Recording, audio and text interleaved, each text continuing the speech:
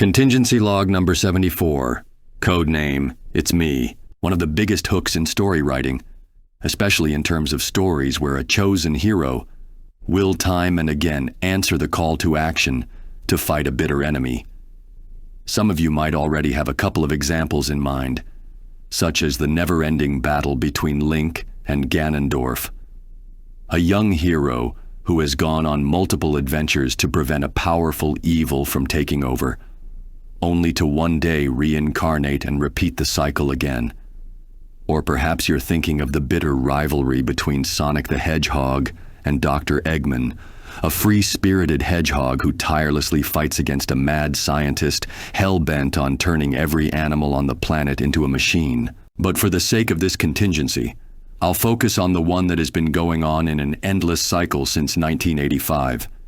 That is, of course, the one between the King Koopa known as Bowser and the portly plumber-turned-hero known as Mario. Some of you might think it a strange matchup, and maybe it is. But as a bat-themed hero who regularly fights a clown, I am not one to talk. Standing 5 feet tall at best, most would be surprised to know that he is more than capable of handling Bowser, who stands at over 8 feet. But for as unassuming as Mario may seem, he is far stronger and far more capable than some would give him credit for. Despite his size, Mario is not only incredibly fast, but he is also very athletic. Many of his adventures requiring him to jump over various obstacles, while in some cases also fighting off hordes of enemies, including but not limited to living bullets that can travel through solid objects in an attempt to reach him, hammer-wielding Koopas who will throw a seemingly never-ending flurry of hammers, giant living ball and chains that will chase after him in hopes of the chance of taking a bite out of him. And on the rare occasion, the sun itself will try to take a crack at him. Despite this, Mario has showed himself more than capable of handling it, sometimes doing so in ways that can break the laws of physics. If you need an example, with proper setup, Mario has managed to scale up an infinite staircase, overcoming a magical spell made specifically to prevent him from reaching the top with nothing more than his own physical abilities. He's even managed to grab hold and toss Bowser great distances multiple times without so much as slowing down. But while he seems to prefer to take on his adventures using his own abilities, he is more than willing to make use of magic. And after over 40 years of existence, Mario has managed to accumulate a variety of different magical power-ups. The big mushroom will increase Mario's size, making him stronger as a result as well. This power-up also allowing him to smash rocks with his fists, something he can do repeatedly without the risk of self-injury.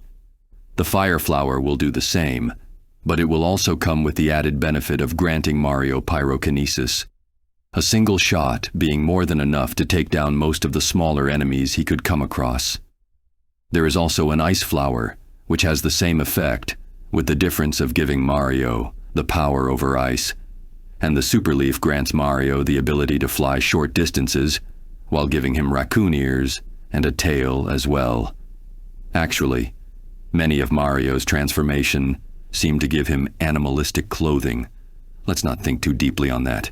There are 2 power-ups that I do wish to draw attention to, as turning into them will likely prove to be the hardest to contend with. The first being power-ups that can alter his size far greater than that big mushroom, given the rather fitting name of the super mushroom, which can enlarge him into kaiju proportions, allowing him to crash through objects without as much as second thought.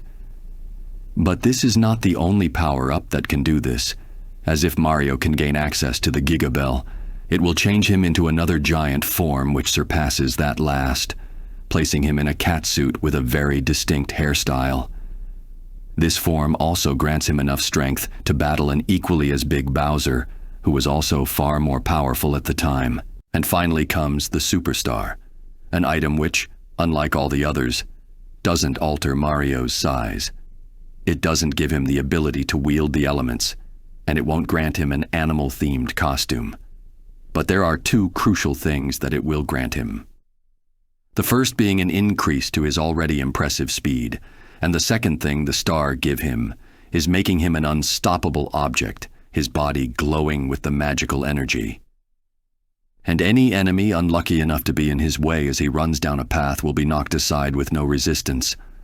Safe to say there is nothing I can do to him while in this form. Fortunately for all that power, it comes at the cost of a limited time of use, and it will dissipate after a couple of seconds. That doesn't change the fact that while he has that power up, he cannot be stopped. Countering Mario will depend on his durability, as it has varied between his expansive number of games. In some cases, he can only take about 2 or 3 hits depending on which power-up he is under the effects of. But some other games have shown him to take more even when in base form, and he is capable of shrugging off attacks so long as his vitality persists. But that said, most of his power-ups can be undone if he were to take a small amount of damage.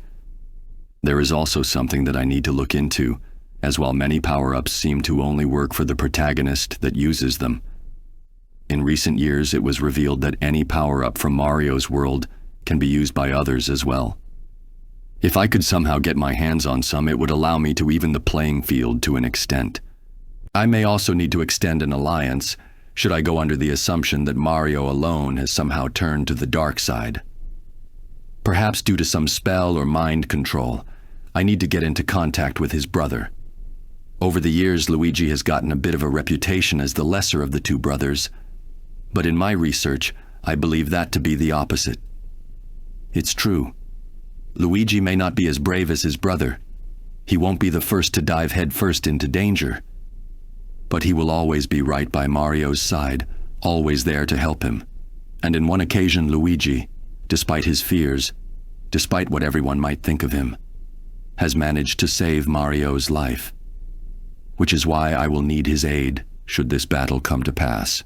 He saved his brother once, and I'll help him do it again. If you also have a character you wish for me to cover, or just want to support this channel, I'll have a link to my Ko-fi page. There will also be a Google Doc with the list of characters who have ever been done or already commissioned by others.